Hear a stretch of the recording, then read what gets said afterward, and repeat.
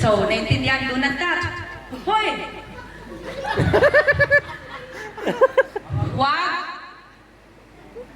Huwag hawakan. Huwag hawakan. Sino ang naghawak sa item na sinabi ko? Bawal pala. Kayo ang talo. Akala ko Okay. pwede.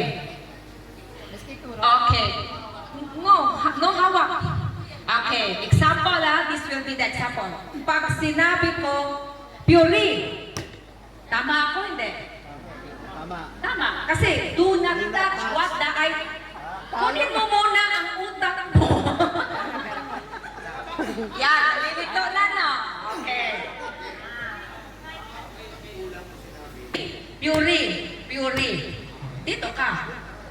Mango, tamarin, puri. Don't touch the item that I mentioned. Yun lang, huwag niyong hawakan ang item na sinabi ko. Pag hinawakan yung out, only once ha, once lang. Okay na. Mag-music pa ka? Okay, ready? Grabe na yung instruction ko. Okay. Okay.